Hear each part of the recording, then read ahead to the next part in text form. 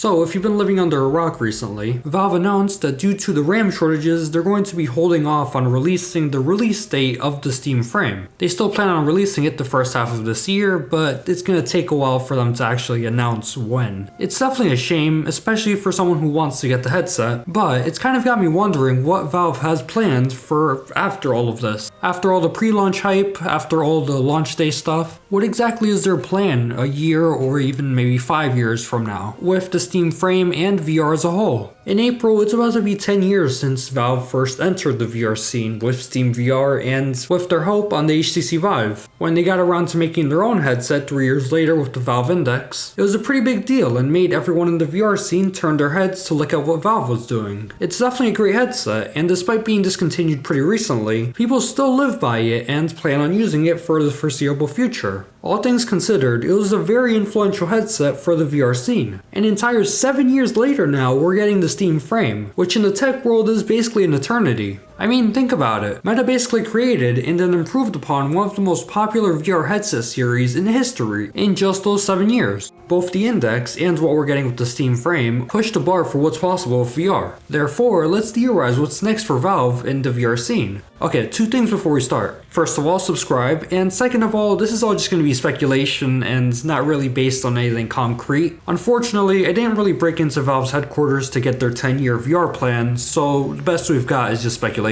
With that out of the way, let's talk about the Steam Frame's price. Due to the RAM shortages, it'll probably cost a pretty penny. My previous guess was $699 for the lower storage tier and then $799 for the higher one. But now I guess that can kind of get thrown out the window since there's no telling what the price might be. I'm still a little hopeful that it'll be around $1,000, but there's some people online that think it'll be $1,300, which I really hope not. Whatever the case may be, I feel like the price won't stay that way for too long, as they find ways to get the components for cheaper and ways to make the entire assembly process cheaper. I could maybe see it happening within the first year or 2 of it being released. After that, I have a big feeling, and I really hope that they release a Steam Frame OLED model. With this, it would obviously have OLED, a bigger battery maybe, improved thermals, some other small features, basically a side grade. It'd kind of be similar to how Valve handled the Steam Deck. First they had the LCD version in February of 2022, and then a year later in November of 2023 they released the OLED model. I think a lot of people would want an OLED version of the Steam Frame, since there aren't many OLED standalone VR headsets out there. The Oculus Quest 1 had OLED, which I really loved and made the games look a lot nicer and prettier. Journey of the Gods, which is a beautiful game and I highly recommend it, was beautiful with the OLED screen when I played it on the Quest 1. The HTC Vive also had OLED, but the biggest reason why OLED isn't really commonplace in these kinds of headsets is because it's cheaper to just use LCD. On the HTC Vive and Oculus Quest, there was a big screen door effect, and part of that was due to the OLED screens, which kind of accentuated that feeling. But me personally, I love OLED, and I get to use OLED screens every day with my big screen Beyond 2. Again, it has a lot of issues like ghosting and whatnot, but it's very beautiful seeing all these rich colors and then all the deep blacks in all the games I'm playing, and whenever I'm watching a movie on it. Overall, I feel like OLED is a necessity for VR because it makes the colors feel less washed out and it makes them more realistic, but that's just what I think.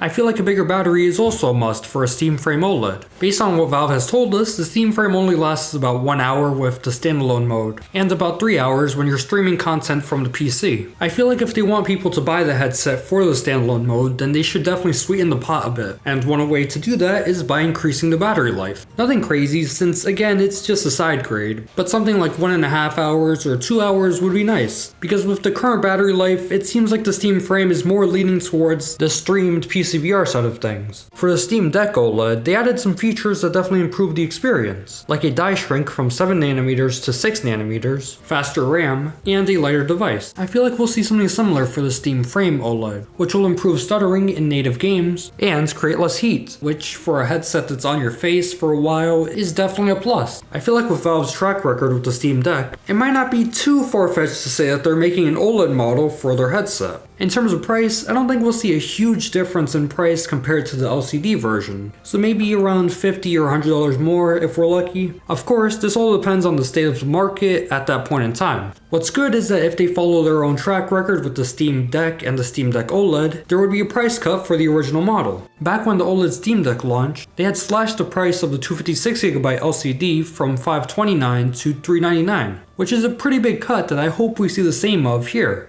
Next up, let's talk about the Steam Frame 2, or whatever they decide to call it. In regards to the Steam Deck 2, Valve themselves in interviews have stated that they're waiting for the right kind of technological upgrades before they go ahead and make it. And I feel like that will definitely be the case for the Steam Frame 2. Especially now when the RAM and SSD markets are so volatile, they'll definitely be waiting until after all that simmers down. I think the first most obvious thing that they'll be adding is color pass-through. One of the main criticisms that a lot of people have had about the Steam Frame is that it's only monochrome pass-through, which is a shame for people who use the Quest 3, which has color pass-through, letting them be able to see their entire room in color. Monochrome sensors are usually cheaper and save processing power, so maybe the Steam Frame 2, which would supposedly have more processing power, would switch to color sensors. I also think we'll be seeing higher resolution cameras to see the real world more clearly and sharper. Which brings me into my next point. I think they'll be adding more mixed reality experiences and giving access to the camera for developers. The Quest 3 has a similar system to this where developers are given access to the pass-through camera through an API, which allows them to do a lot of different things, like using machine learning to identify different objects, or figuring out what painting is in front of a user and then giving them information based on it. I feel like a whole load of experiences could be made if they gave access to cameras to developers, and generally just open up the marketplace for mixed reality experiences. I also think we'll be seeing some more higher resolution displays, which if you've ever upgraded from a lower resolution headset to a higher resolution one, then you know how big of a deal this would be. I know for me, when I was using the Vision Pro, which has almost 4K displays, it was an incredible device for watching content and productivity, since everything was very crisp and high quality, even if it was a little heavy to wear. Now, I wouldn't get my hopes too high, since Valve has never been known to really push the bar when it comes to display resolution on their headsets. It's kind of funny since it seems like they're always accidentally following in the footsteps of Meta in terms of the resolution. The original Oculus Quest and the Valve Index both had 1440 by 1600 displays. And now the Quest 3 and the Steam Frame both have a similar resolution, so don't expect any sort of 4K resolution suddenly dropping anytime soon. But who knows, maybe we might see a 2560 by 2560 resolution, which is what the Beyond 2 currently has. It'll probably also be lighter, which I've realized after using so many different headsets that that's a necessity for me. Using the Beyond 2, which is one of the lightest headsets out there, versus using the Vision Pro, which is one of the heaviest headsets out there, made me realize just how important weight is to me. I mean, if I'm going to be using a headset for 1 or 2 or even 3 hours, then I need it to be as light as possible so that I can be as comfortable as possible, which I think resonates with a lot of people. In my experience, less weight usually equals to longer playtime. To achieve this, I'm sure they'll be trying to redesign the internals and the head strap to make it lighter and maybe even smaller. A feature that I've been thinking about for the past few days is maybe universal foveated rendering. A mistake I made in the previous video was saying that the Steam Frame supports foveated rendering, when that's not exactly true. It supports foveated streaming, which lowers the bitrate on the areas that you're not looking at, and then adds higher bitrate to the areas that you are looking at, which makes it sharper, which in turn helps with latency and all that good stuff. Foveated rendering, on the other hand, makes the areas that you're not looking at lower quality and blurrier, which improves performance on the game.